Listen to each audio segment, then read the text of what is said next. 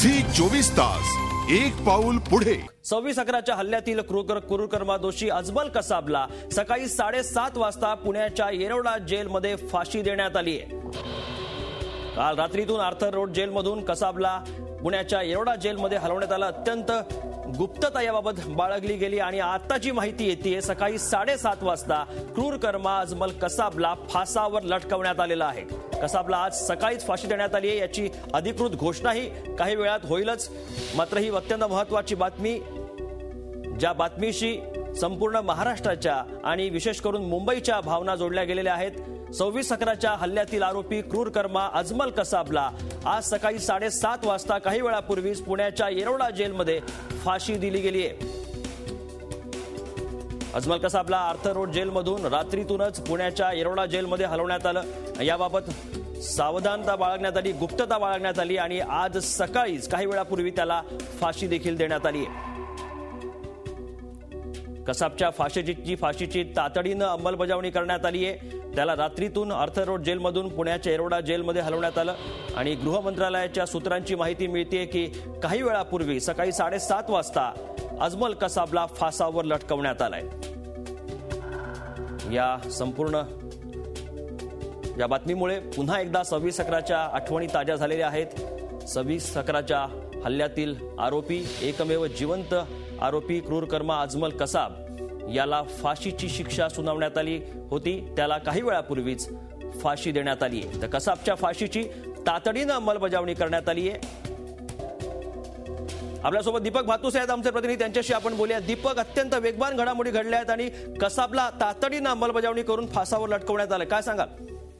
पंकज, अत्यंत गुप्तपणे हे सगळं कृत्य पार पाडलेलं आहे गृह खात्याने, कारण कोणताही प्रकार गडबड होऊ नये म्हणून गृह खात्याने काळजी घेतलेली आणि आज सकाळी 7:30 वाजता कोणत्याही प्रकारची माहिती कोणाला बाहेर लीक न होऊन देता अत्यंत गुप्तपणे गृह खात्याने कसाबची जे फाशीची शिक्षा आहे त्याची अंमलबजावणी केली। आपल्याला माहिती आहे कसाबच्या फाशीवर जेव्हा सुप्रीम कोर्टाने शिक्कामोर्तब केला त्याच्यानंतर दयेचा अर्ज गेला होता राष्ट्रपतींकडे, परंतु राष्ट्रपतींनी सुद्धा हा दयेचा अर्ज तात्काळ फेटाळला आणि कसाबला एक तर शक्यता नव्हती की एवढ्या लवकर फाशी दिली जाईल, कारण दयेचा अर्ज सुनावणी त्याच्यानंतर तो अर्ज फेटाळल्यानंतर काही लागण्याची प्रक्रिया, परंतु राज्याच्या गृह खात्याने ह्या विषयाची सेन्सिटिव्हिटी लक्षात घेऊन तात्काळ या विषयावर अंमलबजावणी केली आणि कसाबला आज सकाळी 7:30 वाजता फाशी देण्यात आली आहे। गृहमंत्री आर पाटील यांच्याशी आपलं बोलणं झालं, पण ती फाशी कुठे दिली हे सुद्धा ते सांगायला तयार नाहीत। फक्त त्यांनी फाशी दिली आणि सकाळी 7:30 वाजता दिली एवढीच माहिती अधिकृतपणे दिलेली आहे। थोड्या वेळात ते पत्रकार परिषदही घेणार आहेत आणि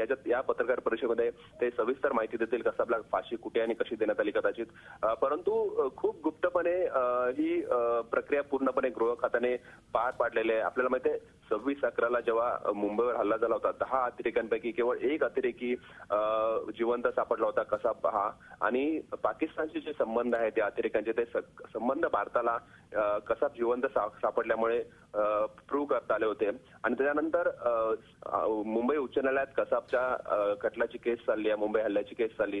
त्याच्यानंतर मुंबई हायकोर्टाने जेव्हा कसाबच्या फाशीचा निर्णय दिला तेव्हा त्याच्यावर या मुंबई हायकोर्टाच्या निर्णयावर सुप्रीम कोर्टामध्ये अपील करण्यात आलं। सुप्रीम कोर्टाने सुद्धा फाशी कायम ठेवली आणि फाशी कायम ठेवल्यानंतर राष्ट्रपतींनी सुद्धा तात्काळ कसाबचा जो दयेचा अर्ज आहे, कारण राष्ट्रपतींकडे बरेच दयेचे अर्ज फाशीचे पेंडिंग आहेत, त्यामुळे कसाबचा नंबर फार शेवटी होता, तरी सुद्धा राष्ट्रपतींनी ही विशेष बाब म्हणून देशावर जो हल्ला झाला होता, मुंबईवर जो हल्ला झाला होता अतिरेकी हल्ला आणि विशेषतः या अतिरेकी हल्ल्यात पाकिस्तानचा हात होता, त्यामुळे विशेष बाब म्हणून हा दयेचा अर्ज तात्काळ राष्ट्रपतींनी फेटाळला आणि त्याच्यानंतर आज गृह खात्याने अत्यंत गुप्तपणे कुठेही माहिती बाहेर लीक न होऊ देता सकाळी 7:30 वाजता क्रूरकर्मा कसाबला फाशी दिली। नक्की दीपक, एक सकाळी बातमी येऊन धडकते की राष्ट्रपतींनी कसाबचा दयेचा अर्ज फेटाळला आणि त्याला येरवडा जेलमध्ये हलवण्यात आलं आणि या बातमीला अधिकृत दुजोरा मिळतो ना मिळतो तोच बातमी येते की त्याला फासावर देखील लटकवण्यात आलं। गृहमंत्र्यांच्या सूत्रांकडून देखील ही माहिती मिळते। इतक्या वेगवान या घडामोडी घडल्या आहेत, काय कारण असावं? पंकज, गृह खात्याला याच्यात पूर्णपणे गुप्तता पाळायची होती, कारण सुरक्षेचा फार मोठा प्रश्न होता।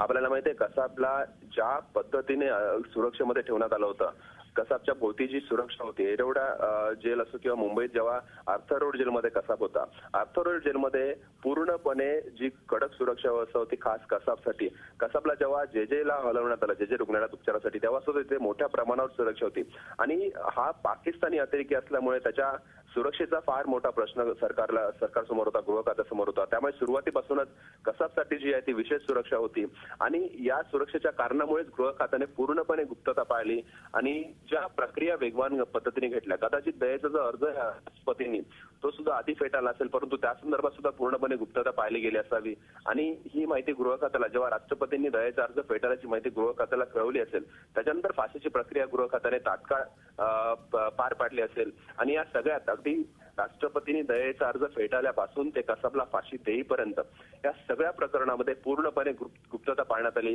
कुठेही बाहेर माहिती लीक होऊ देता आली नाही. याच्या मागचं एकच कारण आहे की सुरक्षाचा प्रश्न.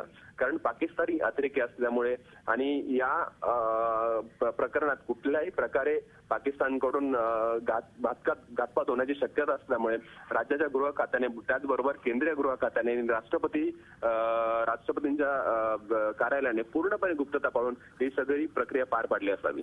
झी 24 तास एक पाऊल पुढे.